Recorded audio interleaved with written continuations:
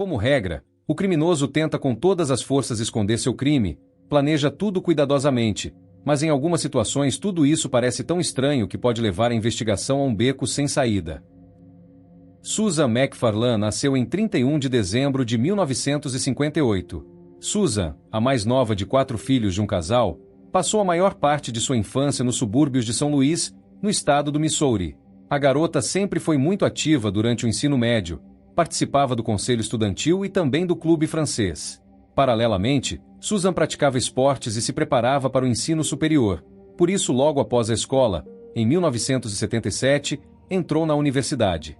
Depois de se formar, a moça obteve um diploma em contabilidade e depois começou a trabalhar, mudando de várias empresas até conseguir um emprego como contadora em uma empresa telefônica. Susan sempre foi muito ativa, adorava diversão e um estilo de vida dinâmico. Ela gostava de estar na companhia de outras pessoas, socializar e se divertir. Por isso frequentava com prazer jantares e vários eventos sociais relacionados às suas atividades. Todos que conheciam Susan destacavam seu caráter vibrante e riso contagiante. Em 1988, ela estava em um desses eventos sociais quando conheceu Richard McFarlane e eles começaram a namorar. Ele trabalhava como corretor da bolsa e, por coincidência, estudou na mesma escola que Susan, mas se formou 2 anos antes. Eles não namoraram nesse período e nem sequer se conheciam, o que parecia um pouco estranho já que tinham interesses semelhantes. Richard também parecia bastante ativo, mas de uma maneira diferente. O jovem jogava polo aquático, trabalhava na equipe de engenheiros de som e técnicos de iluminação organizando produções teatrais e imprimia o jornal da escola. No entanto, ele era muito mais calmo e contido, de certa forma até parecia o oposto de sua namorada. Essas diferenças pareciam surpreendentes para muitos amigos da moça. De fora, parecia que eles não combinavam. Apesar disso, o relacionamento deles prosperou. Em 1989, o jovem casal se casou e se estabeleceu nos subúrbios de São Luís. Aqui eles criaram uma família completa, que logo cresceu. Durante toda a vida conjugal, tiveram 3 filhos. Neste período, Susan assumiu de bom grado as responsabilidades de mãe. Enquanto isso, Richard estava enfrentando algumas dificuldades, tendo problemas para manter um emprego por muito tempo.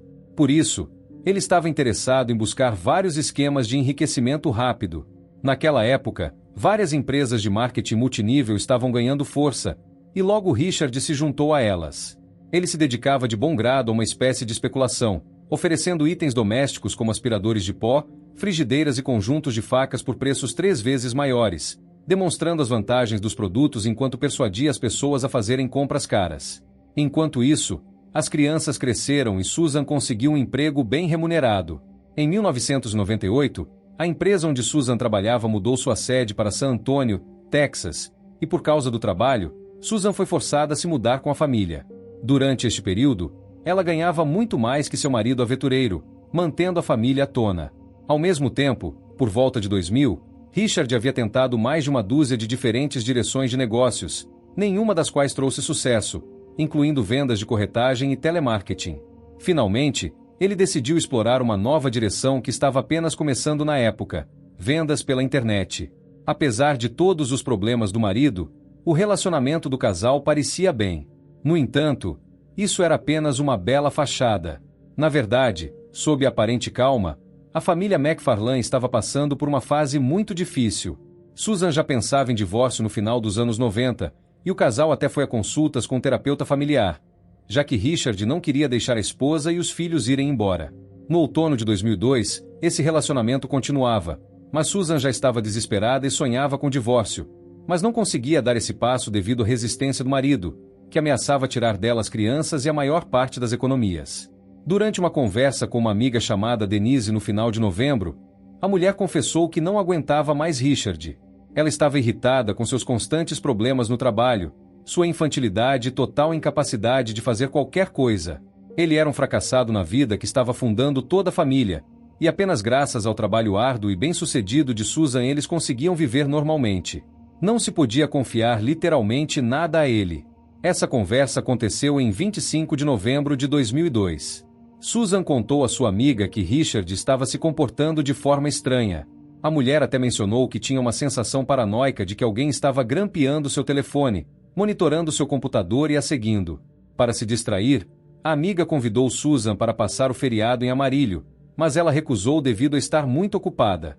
A partir do dia seguinte, Susan não apareceu no trabalho por 3 dias, até o dia de Ação de Graças. Por volta das 3 horas da manhã de 29 de novembro de 2002, uma patrulha notou uma Ford Explorer preta que estava estacionada em um estacionamento vazio a um quarteirão da casa dos McFarlane. O carro parecia suspeitamente abandonado e descobriu-se que as chaves ainda estavam na ignição. Os policiais verificaram em nome de quem o carro estava registrado e descobriram que era de Susan, mas não conseguiram entrar em contato com ela. Os policiais entraram em contato com o marido e o informaram que haviam encontrado o veículo. Durante essa conversa telefônica, ele parecia se comportar de forma estranha. Ele disse que não queria que os policiais fossem até sua casa. Os policiais deveriam apenas trancar o carro e pegar as chaves, e Richard disse que ligaria de volta. Apesar de todos estes sinais de alerta, ele não entrou em detalhes e nunca retornou a ligação, mas o oficial cumpriu suas instruções, trancou o carro e levou as chaves para a delegacia. Apenas na noite daquele mesmo dia, Richard foi à delegacia de polícia da cidade. Ele não apenas pegou as chaves, mas também fez uma declaração importante. Richard informou que sua esposa estava desaparecida. Ele disse que a viu pela última vez em 25 de novembro por volta das 21h30. Susan planejava ir para Amarillo com sua amiga, mas segundo o marido, ele nunca viu voltar. Além disso, ele ligou para os amigos dela e descobriu que a esposa não havia chegado a esse encontro. Após um breve diálogo, os policiais acompanharam Richard até o estacionamento onde estava o carro de sua esposa. Ele não se aproximou nem olhou dentro do carro, apenas ficou do lado de fora e caminhou ao redor do veículo várias vezes durante 10 minutos.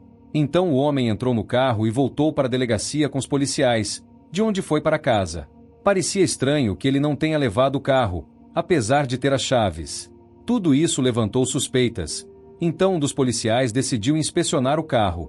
Ele foi até o estacionamento e fez uma inspeção externa, notando uma gota de sangue no painel do lado do passageiro. Depois que as suspeitas surgiram, o veículo foi rebocado para o estacionamento da polícia. Os oficiais também foram falar com Richard novamente. Durante este período, em uma inspeção mais cuidadosa, foram notados arranhões nos nós dos dedos dele e uma lesão no dedo mindinho. Durante a conversa, ele se comportou de forma contida, era evasivo e não respondia praticamente nenhuma pergunta dos policiais. No entanto, Richard cooperou voluntariamente e concordou com uma busca em casa. O carro que Richard usava também foi inspecionado, e parecia que os tapetes em todo o interior haviam sido substituídos, o que também parecia suspeito. Algumas horas depois que os detetives começaram a busca por Susan, uma vizinha chamada Ellen, que morava do outro lado da rua de Susan, foi à delegacia. A mulher contou muitas informações interessantes. Segundo ela, em 26 de novembro de 2002, ela notou uma minivan branca perto da entrada da garagem. Era um carro desconhecido que, como descobriram depois, Richard havia usado. Era completamente incompreensível porque ele estacionou na entrada da garagem da vizinha. Ela tentou ligar para ele, mas sem sucesso. As estranhezas não pararam por aí. Por volta do meio-dia de 29 de novembro de 2002, ele encontrou um carro estranho estacionado em sua garagem. O carro não estava trancado. A mulher verificou a quem pertencia e encontrou dentro uma carteira preta com documentos de Richard. Também havia lá galões de gasolina, produtos para controle de insetos e sacos de carvão que, aparentemente, também haviam sido trazidos por Richard. Além disso, a mulher notou que algo estava faltando em sua garagem. Especificamente uma tesoura de poda que ela usava para cuidar do jardim havia desaparecido. A vizinha foi à polícia e relatou as estranhas ocorrências. Quando os policiais chegaram ao local, eles realmente encontraram os documentos de Richard no carro. Naturalmente, tudo isso era completamente incompreensível e não fazia sentido. Então surgiram suspeitas de que poderia estar relacionado ao desaparecimento de Susan. Curiosamente, ao tentar verificar a placa do carro, os policiais descobriram que tinha sido removida de outro veículo similar. Então era necessário verificar o número VAN do chassi para uma identificação 100% precisa. Durante a verificação, descobriu-se que o carro havia sido roubado. Entraram em contato com o proprietário, e o homem confirmou que o carro havia sido roubado, mas não tinha ideia de por que seu carro poderia estar na garagem de uma mulher que ele nem conhecia. Os policiais decidiram inspecionar o interior do veículo e encontraram vários itens suspeitos, incluindo um mapa, 2 rolos embalados de toalhas de papel. No banco do passageiro havia embalagens de Band-Aids e uma caixa de refrigerante. Parecia que esses itens eram apenas para uso diário. Na segunda sacola havia um par de botas marrons, uma camisa azul, um rolo de sacos plásticos, fita adesiva e uma toalha de papel. No banco traseiro havia uma cesta de vime. Os policiais imediatamente notaram que uma igual estava na varanda dos fundos da casa dos McFarlane. No banco traseiro também havia uma pá do tipo militar. Mas o que mais perturbou os policiais foi uma gota de sangue encontrada no para-choque traseiro, sob a placa. Os policiais concluíram que Richard poderia ter roubado esse veículo, mas seu comportamento parecia incompreensível. Por que ele deixaria documentos em um carro roubado e por que o carro estava na garagem da vizinha? Naquele momento, ainda não se falava em crime violento. Acreditava-se que Susan ainda estava viva e apenas desaparecida. No entanto, os policiais já estavam convencidos de que Richard estava de alguma forma envolvido no ocorrido. Para salvar Susan, era necessário agir rapidamente. Os detetives entraram em contato com Denise, a amiga da desaparecida. Ela também informou que não falava com Susan desde o dia 25.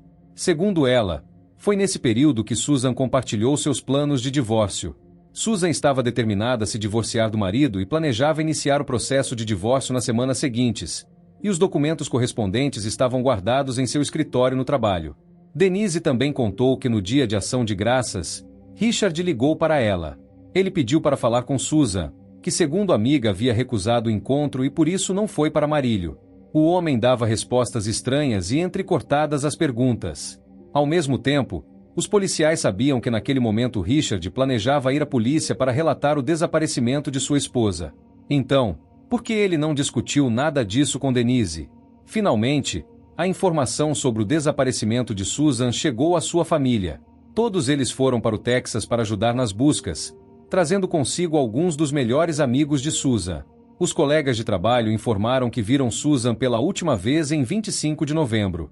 Ela deveria ter ido trabalhar nos dias seguintes, mas não apareceu, o que não era nada característico dela. Alguns dos colegas também sabiam dos planos de divórcio marcados para o futuro próximo. Segundo várias testemunhas, os documentos estavam programados para 2 de dezembro, mas até então ela queria manter tudo em segredo. No escritório de Susan, foi realmente encontrada uma pasta inteira com documentos relativos ao processo de divórcio iminente. Verificando os registros das ligações telefônicas de Richard, os detetives descobriram que na noite de 25 de novembro ele havia pedido uma pizza. Os policiais conseguiram entrar em contato com o entregador que a levou e descobriram que Richard saiu para atendê-lo usando luvas de borracha, o que soava bastante suspeito. Os detetives descobriram outra circunstância importante. Informações curiosas foram fornecidas pela empregada doméstica que ia à casa do casal. Sua próxima visita estava marcada para 29 de novembro. A mulher foi interrogada em 5 de dezembro, quando contou que ficou espantada com a limpeza extraordinária da casa. Anteriormente, os moradores nunca faziam a limpeza por conta própria, o que naturalmente chamou a atenção. Parecia que Richard havia feito uma limpeza na casa usando luvas. Além disso, a empregada notou várias outras circunstâncias estranhas, particularmente o comportamento suspeito e frio de Richard em relação ao desaparecimento de sua esposa. Enquanto isso, o comportamento estranho de Richard continuava a se intensificar. Os vizinhos contaram que o viram vagando e dirigindo sem rumo pela vizinhança durante horas durante o dia. Uma vez, ele estacionou em frente à sua casa e simplesmente ficou olhando fixamente para um ponto por cerca de 1 hora antes de finalmente sair do carro. Então voltou com um cortador de grama e começou a cortar a grama do vizinho, que tentou fazê-lo parar. Richard também raspou a cabeça completamente. Neste ponto, as autoridades policiais já estavam certas de que Susan não havia simplesmente desaparecido, mas se tornado vítima de um ataque do marido. Não demorou muito para obter um mandado de busca para o carro encontrado na garagem da vizinha em frente. Paralelamente, os oficiais foram até o verdadeiro proprietário do carro que havia sido roubado. Ele contou uma história estranha. O homem encontrou um estranho no estacionamento perto de um posto de gasolina que queria testar o carro, entrou nele, mas em vez de dar algumas voltas pelo estacionamento, desapareceu. Quando o proprietário percebeu que o carro havia sido roubado, o criminoso já estava longe. Quando mostraram uma foto de Richard ao homem, ele reconheceu o ladrão de seu carro.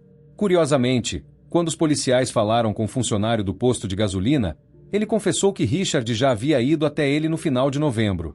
Ele literalmente implorou para não contar à polícia que esteve lá e tentou subornar o jovem com um bife. Tudo isso parecia suspeito. Naturalmente, Ele decidiu evitar problemas com a lei, portanto, contou a verdade à polícia. Quando as circunstâncias estranhas do desaparecimento começaram a atrair cada vez mais amigos do círculo íntimo de Susan, todos conversaram com Richard. As pessoas tentavam descobrir as circunstâncias do ocorrido, mas ele contava diferentes versões. Particularmente, até mesmo a amiga da desaparecida ouviu várias histórias diferentes. Os eventos que ele descrevia estavam constantemente mudando. Richard estava se comportando de forma estranha. Isso era óbvio. Ele até perguntou a Denise exatamente o que os policiais encontraram no carro da garagem da vizinha. Provavelmente ele nem conseguia lembrar que havia esquecido alguns pertences lá. Tentando confundir a investigação, Richard chegou a uma versão dos eventos segundo a qual sua esposa estava com ele naquela noite no posto de gasolina e foi ela quem roubou o carro. O proprietário do carro verificou esse depoimento, e segundo ele, não havia nenhuma mulher lá. Infelizmente, ainda não havia nada para acusar Richard sobre o desaparecimento de sua esposa. Susan era considerada desaparecida, então os detetives não avançavam além da coleta de informações. O principal suspeito ainda estava livre. A família começou a distribuir panfletos sobre a pessoa desaparecida em 4 de dezembro. Grupos de voluntários e equipes de busca, incluindo cães especialmente treinados, percorreram a cidade. Atenção especial foi dada à área onde o carro abandonado foi encontrado. Curiosamente, Richard não demonstrava muito interesse pelo destino de sua esposa. Ele simplesmente dizia à família de Susan que ela provavelmente havia fugido e que esperava encontrá-la viva. Naturalmente, os parentes da mulher não acreditavam em suas palavras, conhecendo todas as circunstâncias de sua vida conjugal. Todos os pertences da mulher permaneceram em casa. Susan não poderia ter abandonado seus filhos. No entanto, ele continuava insistindo em sua versão, recusava qualquer contato com os parentes da esposa e até impedia encontros entre a família Smith e as crianças. A família de Susan sabia que ela planejava se divorciar de Richard há cerca de um ano, por isso todos estavam muito preocupados que o marido pudesse estar envolvido no ocorrido. Naturalmente, ninguém acreditava nisso completamente. Richard não parecia um assassino e todos esperavam encontrar a mulher viva. Em 5 de dezembro, amostras de DNA foram coletadas de Richard para análise. As buscas infrutíferas por Susan continuaram até 13 de dezembro, quando os detetives decidiram inspecionar novamente a casa dos McFarlane. Durante 8 horas de trabalho, foram coletados para análise um rifle, uma espingarda e suas munições, um computador e vários documentos. Quando a polícia conversou com Richard sobre o processo de divórcio, ele disse que os problemas no relacionamento haviam começado há muito tempo e suspeitava que tudo estava caminhando para uma separação, mas não sabia que sua esposa planejava entregar-lhe os documentos do divórcio em 2 de dezembro. No entanto, a polícia descobriu que a protagonista da história até planejava conseguir o despejo de Richard da casa, pela qual ela pagava sozinha. A família da mulher forneceu informações adicionais. Segundo a mãe, Susan havia reclamado que alguém havia hackeado seu correio de voz e e-mail no trabalho. Isso aconteceu apenas alguns dias antes do desaparecimento. Naturalmente, ela suspeitava de Richard. Na verdade, no momento da reinvestigação, a polícia encontrou muitas evidências incriminadoras, mas decidiu não revelar isso imediatamente, esperando pegar o homem mentindo. Considerando o período que havia passado e a completa ausência de pedidos de resgate por parte dos sequestradores, todos esperavam o pior. Finalmente, em 17 de dezembro, a polícia publicou um relatório oficial no qual Richard foi nomeado suspeito do assassinato de Susan. Segundo o chefe de polícia, não havia provas forenses irrefutáveis, mas encontraram evidências circunstanciais suficientes para considerar o homem culpado pelo sequestro e assassinato da esposa. Na verdade, praticamente não havia nada nas evidências que não pudesse ser contestado, nem mesmo o corpo de Susan havia sido encontrado. Não houve prisões nem avanços no caso. Richard contratou 2 advogados e se recusou a cooperar com a investigação. Durante esse período, as buscas foram realizadas com cães, polícia montada e apoio aéreo. Várias organizações voluntárias enviaram suas equipes para as buscas, mas também sem resultado. Susan completaria 44 anos em 31 de dezembro, mas ainda não havia sido encontrada.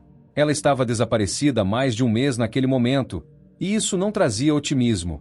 Aguardavam-se os resultados dos testes de DNA que deveriam mostrar se o sangue encontrado no carro roubado e na casa do casal com filhos pertencia à mulher desaparecida. No início de janeiro de 2003, um anônimo ligou para a delegacia dando uma dica, o que levou a buscas extensivas no parque da cidade. Infelizmente, a informação era falsa. O corpo não foi encontrado. Mesmo até 13 de janeiro, Não havia progressos à vista. A polícia não tinha provas diretas contra o assassino de Susan, que ainda era considerada desaparecida em circunstâncias suspeitas.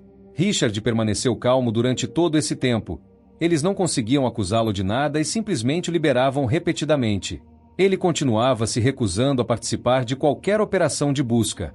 Finalmente, em 14 de janeiro, uma nova testemunha ligou para a delegacia relatando atividade suspeita em uma fazenda a 30 quilômetros da casa dos McFarlane. Segundo ele, viu carros idênticos aos que pertenciam ao casal. O informante primeiro notou um carro desconhecido dirigindo pela estrada. Depois ele voltou, mas lentamente. Parecia que o motorista estava tentando descobrir para onde ir. A testemunha saiu e perguntou se precisava de ajuda, mas em vez de dialogar, o estranho pisou no acelerador e partiu cantando pneus. Tudo isso parecia estranho, pois a área era remota e era raro encontrar um carro desconhecido que pudesse ter chegado tão longe. Ao se virar, o morador local descobriu que do lado mais distante do campo, parte de sua cerca havia sido empilhada e queimada. Mais tarde, ele encontrou vários objetos suspeitos na pilha que foram destruídos. Ele informou à polícia que os carros suspeitos apareceram várias vezes na área durante a semana após o dia de ação de graças, o que coincidiu com o tempo do desaparecimento de Susan.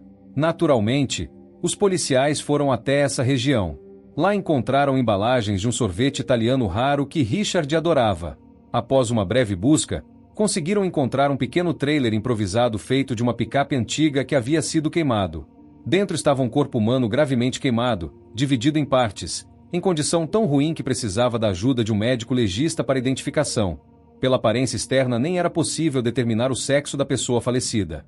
Também foram coletadas amostras de plantas e solo que seriam comparadas com partículas encontradas nos sapatos e pá descobertos com Richard. Suspeitava-se que haviam encontrado o corpo de Susan. Agora os agentes da lei aguardavam os resultados da autópsia antes de prender Richard. Finalmente, decidiram detê-lo. Inicialmente ele foi acusado de roubo de carro, tentativa de suborno de testemunha e adulteração de provas materiais. Ele foi detido sob fiança de $450 mil. O homem não tinha tanto dinheiro, então permaneceu atrás das grades. O Serviço de Proteção à Criança também levou os 3 meninos do casal. Depois disso, a irmã de Susan imediatamente entrou com pedido para obter a custódia das crianças. Foi decidido transferir o filho mais velho, de 11 anos, para os cuidados da família de Susan, e os 2 mais novos foram enviados para uma família adotiva. Em janeiro de 2003, o corpo foi oficialmente identificado. Realmente pertencia a Susan, de 40 anos. De acordo com o laudo do médico legista, a mulher morreu devido a traumatismo craniano por objeto contundente. Em 18 de janeiro, Richard finalmente foi acusado de homicídio em 1º grau. Apesar disso, a promotoria declarou que não planejava buscar a pena de morte. No tribunal, os parentes da falecida queriam apenas olhar nos olhos de Richard. No entanto, segundo a irmã da falecida, isso apenas a perturbou mais. Ela esperava ver arrependimento, remorso, mas em vez disso viu indiferença e um olhar completamente vazio. Apesar de sua esposa ter sido morta por suas próprias mãos e seus filhos mais novos estarem em uma família estranha, ele estava absolutamente calmo. Tudo isso acontecia enquanto as crianças sabiam da morte de sua mãe, mas não suspeitavam de quem realmente havia cometido esse crime. Curiosamente, durante a espera pela audiência, Richard entrou com uma petição e exigiu redução do valor da fiança. Ela realmente foi reduzida quase pela metade, para $250 mil, embora o homem acabou não aproveitando essa oportunidade. Parecia que ele estava apenas testando se conseguiria obter clemência. As audiências começaram em 9 de fevereiro de 2004. Neste momento, um verdadeiro alvoroço começou em torno do caso. A seleção do júri nem havia começado quando Richard fez um acordo com a acusação e confessou sua culpa no assassinato de sua esposa. Ele concordou com uma sentença de prisão de 40 anos e recebeu a possibilidade de liberdade condicional após 19 anos. Segundo a confissão do homem, ele matou sua esposa quando soube que ela estava determinada a se divorciar. Ele não podia permitir que a mulher o deixasse sem nada. Então ele usou uma serra circular para dividir o corpo em partes para que fosse mais fácil transportá-lo. Depois levou os restos mortais para um local remoto e os queimou. Ele ainda está atrás das grades. Agora Richard tem 66 anos e aguarda as próximas audiências de liberdade condicional em fevereiro de 2025. Se desta vez a comissão negar, ele possivelmente terá que esperar até sua libertação completa, que acontecerá apenas em 16 de janeiro de 2043.